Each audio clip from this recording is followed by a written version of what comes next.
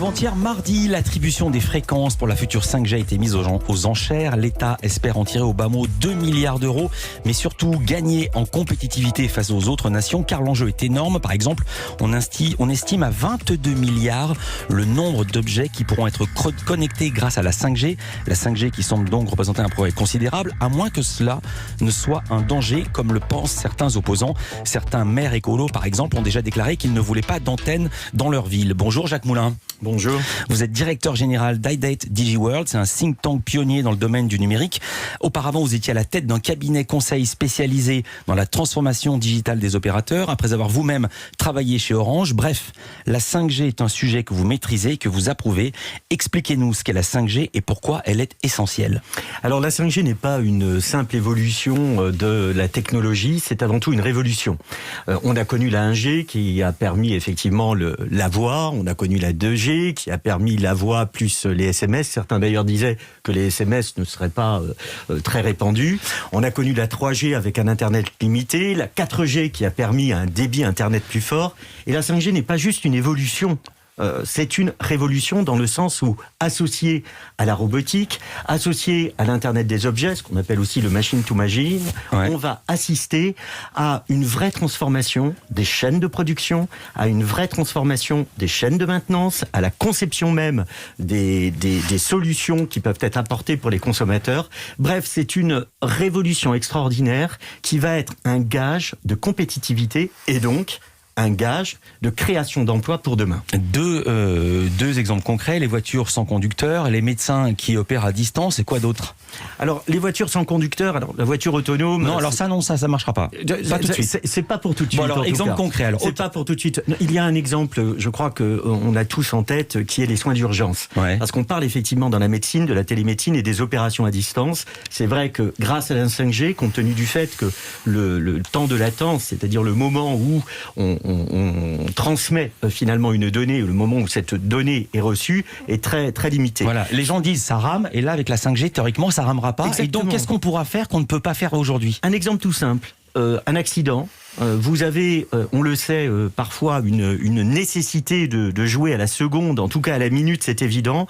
Grâce à la 5G, vous pourrez transmettre, la radio, une échographie qui sera faite avec un mobile ou un autre dispositif, parce que la 5G donne la possibilité de transmettre cette data.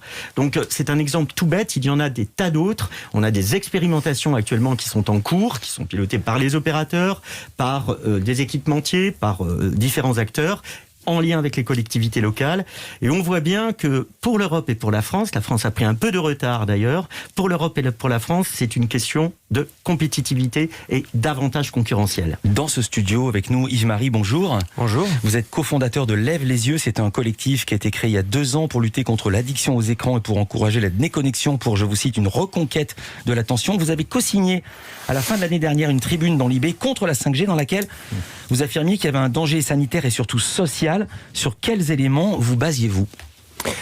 Écoutez, sur la 5G, il y a tout un tas de problèmes sur lesquels on va pouvoir revenir. Mais je pense que le premier problème dont on doit parler, c'est du problème démocratique. Parce que, comme vous le savez, les Français n'en veulent pas et l'ont exprimé à travers la Convention citoyenne. 98% des participants à la Convention citoyenne ont demandé un moratoire sur la 5G. Et dans les enquêtes d'opinion, on voit bien que les Français n'en veulent pas. Et elles donnent quoi, les enquêtes d'opinion ? Il y a le sondage Opinionway d'août qui dit que 65% des Français sont favorables à un moratoire sur la 5G. C'est-à-dire qu'ils voudraient tout simplement qu'on en sache plus avant de s'avancer sur Une la 5G. seconde avant de donner la parole. Jacques Moulin, vous faites non de la tête, c'est pas vrai ? Il dit pas ça, ce sondage. En fait, le débat se pose est sans doute mal posé. Parce mais là, il dit vrai. Il dit vrai. Il dit vrai, n'a pas menti. Ce que je dis, c'est que le moratoire concerne principalement les ondes millimétriques qui sont pour les 26 GHz qui interviendront bien plus tard. Là, nous utilisons, dans le cadre de la 5G, des ondes électromagnétiques qui sont effectivement sur les 3,5 GHz et qui sont d'ores et déjà utilisées, qui ont été utilisées notamment dans la technologie WiMAX.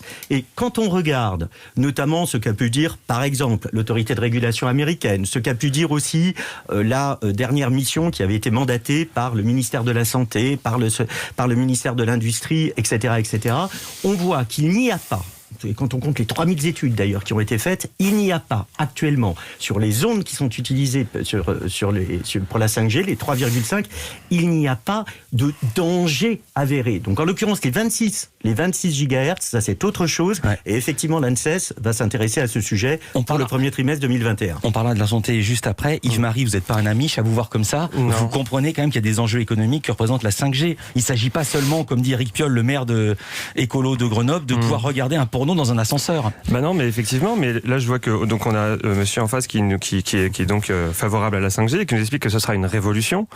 Je pense que s'il y a une révolution qui se prépare, ce serait pas mal de pouvoir être d'accord au niveau des citoyens. Et pour le moment, les citoyens ne le sont pas. Donc moi, je partage cet avis. Je pense que j'ai pas mal d'opposition sur la 5G, pas mal de doutes. Il y a effectivement des risques sanitaires qui sont pas du tout encore élucidés. Et ensuite, évidemment, un impact écologique majeur. Et puis donc, ce qui faisait l'objet de la tribune, c'était sur l'attention humaine, puisque Lève les yeux, nous, on est engagés contre la dépendance aux écrans et les effets de la surexposition aux écrans. Je rappelle ici rapidement que les Français passent en moyenne 10 heures par jour devant un écran. Les 16-24 ans sont en moyenne 11h45 par jour. Ça, c'était avant le confinement, donc en 2019, les chiffres de l'ASNAV, l'Agence nationale de la santé visuelle. Mais donc, voilà. Donc, on est totalement d'accord avec vous sur ce combat. On en a parlé plein de fois ici, mais la 5G ne va rien changer. La 5G, le projet de la 5G, c'est d'augmenter la connexion au quotidien. Donc, d'une part, il y a les finalités industrielles dont on peut parler si vous le souhaitez, mais il y a évidemment aussi des finalités pour les individus. Et on va parler aussi de la question sanitaire, puisque le ministre ici sur ce plateau en a parlé, et on a des avis à vous faire entendre, parfois même des thèses à la limite du complotisme. Vous restez avec nous, on continue ce débat sur la 5G. À tout de suite. Pour ou contre la 5G, de toute façon, elle risque d'arriver, puisque le gouvernement a lancé les enchères aujourd'hui, encore que on ne sait jamais ce qui va se passer. Il y a des maires de grandes villes écolos, pas seulement, qui réclament un moratoire. C'est encore plus compliqué à Rennes, puisque le maire de Rennes voudrait qu'on baisse qu'il y ait un moratoire sur la 5G. Or, là-bas à Rennes sont implantées beaucoup d'entreprises de la tech et certaines menacent de déménager s'ils ne peuvent pas tester leurs produits sur place. On va parler de la question sanitaire, parce que c'est peut-être la plus importante. Il y a 2 écoles. Je voudrais qu'on entende Cédric O, il est secrétaire d'État au numérique. Il était il y a 2 jours au micro de Sonia Mabrouk sur Europe 1 et elle lui posait cette question mardi matin. Alors Cédric O, monsieur le ministre, est-ce que vous pouvez nous garantir ce matin à ceux qui nous écoutent que le risque sanitaire est inexistant ? Alors, sur ce point-là, les études académiques ou scientifiques qui sont menées depuis 50 ans, elles sont très claires. Il y a eu 28 000 études qui se sont penchées sur cette question des ondes électromagnétiques. Aucune n'a jamais mis en évidence un quelconque effet sanitaire en dessous des seuils limites d'exposition.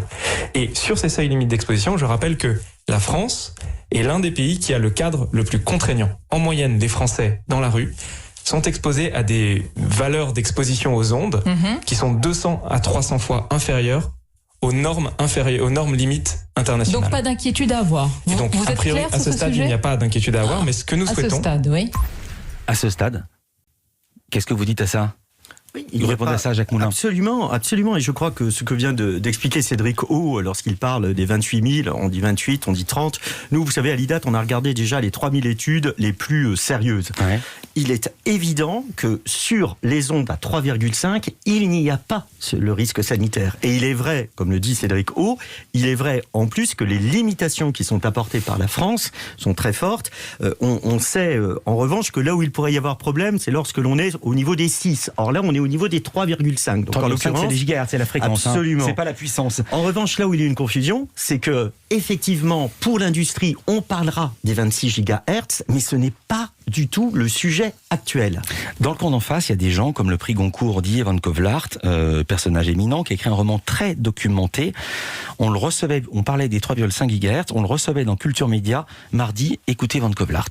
Wuhan, c'est aussi comme par hasard la ville désignée par le gouvernement chinois en 2019 comme zone de démonstration officielle de la 5G. Vraiment ? Ben oui, bien sûr, évidemment, mais c'est très connu et ça fait partie justement de cet invraisemblable scénario du virus qui en est presque caricatural et en effet, la porte ouverte au complotisme, comme si c'était fait exprès, voyez-vous.